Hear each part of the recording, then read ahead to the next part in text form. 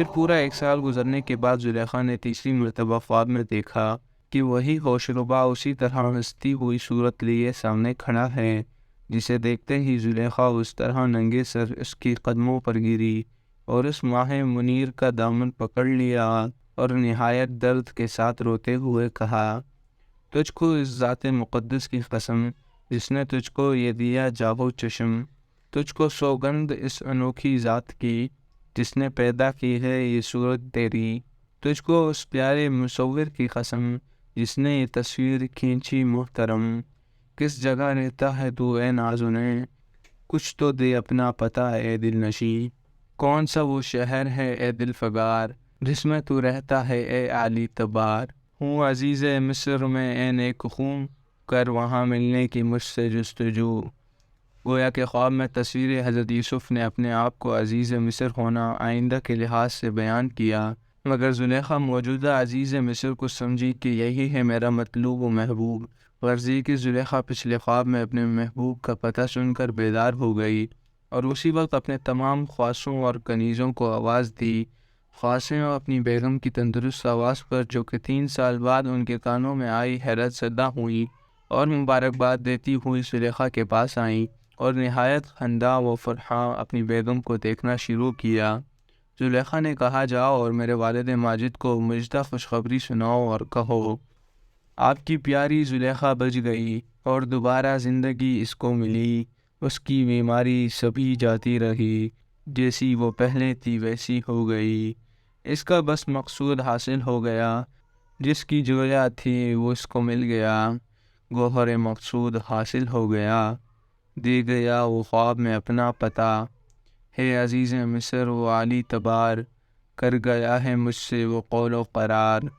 خواصیں دوڑی ہوئی شاہ تیموز کے پاس پہنچی اور زلیخا کا مژدہ صحت افزا سنایا۔ بادشاہ باغ ہو گیا اور اسی وہ زلیخا کے پاس آیا اور دیکھا کہ پیاری زلیخا شاد ہے اور نہایت تندرست اور خوش و خرم ہے۔ فوراً وہ طلائی بیڑی پاؤں سے نکالی اور کہا، اے نور دیدہ، اے پیاری زلیخا، خاطر جم رکھ، تیرا مقصود حاصل ہونے والا ہے، کیونکہ مجھے خبرداروں سے یہ معلوم ہوا ہے کہ تیرے عقد نکاح کے کتنے ہی ممالک سے اور کئی بادشاہ زادوں کی طرف سے پیغام نکاح آنے والے ہیں، ممکن ہے ان میں عزیز مصر کا بھی کوئی پیغام ہو، تو بس میں اسے روک لوں گا اور تیری آرزو پوری کروں گا۔ نہ گھبرا ذرا دل میں اے نور عین، بہت جلد ہوگا تیرے دل کا چین، بڑا مجھ کو صدمہ تھا تیرے لیے، برا حال میرا تھا تیرے لیے، بڑا مجھ پہ احسان ہے معبود کا کہ جس نے تجھے آج اچھا کیا۔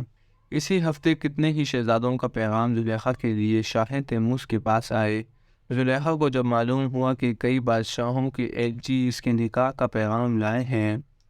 بہت فکر ہوا اور اس کا دل دھڑکنے لگا اس خیال سے کہ دیکھیں کوئی پیغامبران میں عزیز مصر کا بھی ہے یا نہیں۔ زلیخا اپنے دل میں یہ خیالی پلاؤ پکا رہی تھی کہ اتنے میں شاہ تیموز زلیخا کے پاس پہنچا کہ نور نظر فلاں شہزادوں اور بادشاہوں کے پیغام آئے ہیں،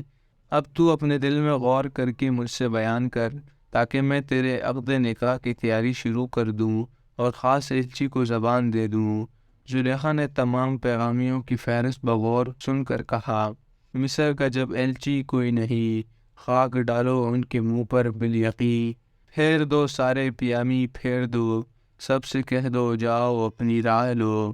اور نا امید ہو کر پھر کہا، دیکھیے تقدیر میں لکھا ہے کیا۔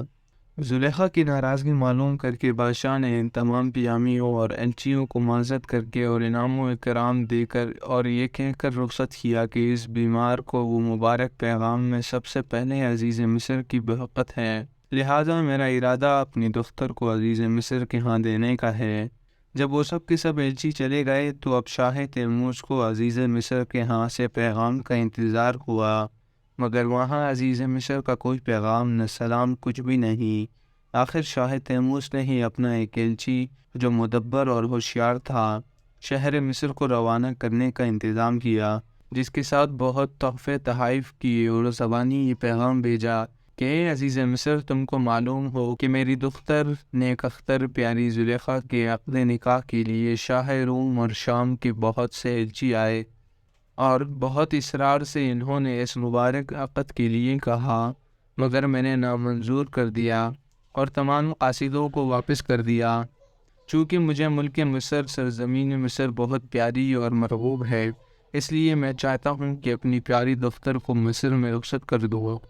ایلچی شاہ تیموس کا پیغام لے کر مصر پہنچا اور عزیز کی خدمت میں حاضر ہو کر تحفے تحائف پیش کیے اور پیغام عقد سنایا۔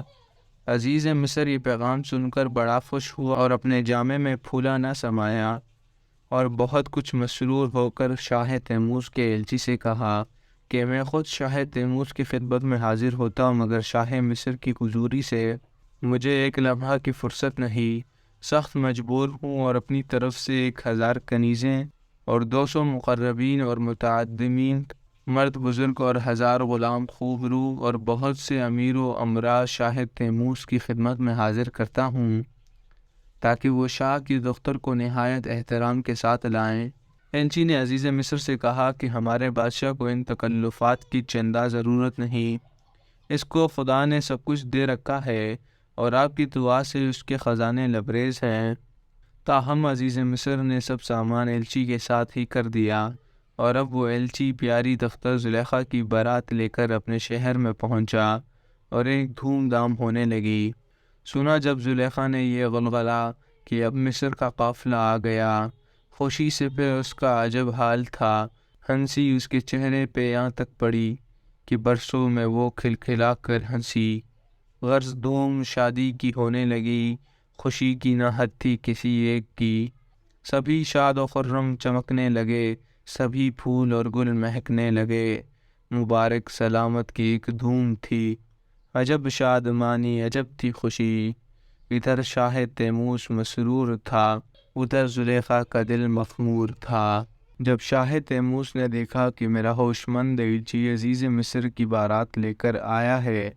بے حد مسرور ہوا اور اسی وقت زلیخا کو وداع یا اس کی شادی کی تیاری میں مصروف ہوا، اور تیاری بھی بڑے زبردست پیمانے پر کی، یعنی یہ کہ 1000 بڑے حسن و جمال والی کنیزیں، 1000 نہایت حسین و جمیل غلام، 1000 خوش و خرم گھوڑے، 1000 تیز رفتار ناقے بختی اونٹ، علاوہ اس کے اور بے انتہا سامان پیاری زلیخا کے جہیز میں تیار کیا اور موافق قاعدہ عزیز مصر سے نکاح کر کے نہایت تزک و احتشام سے اپنی نور نظر زلیخا کو رخصت کیا۔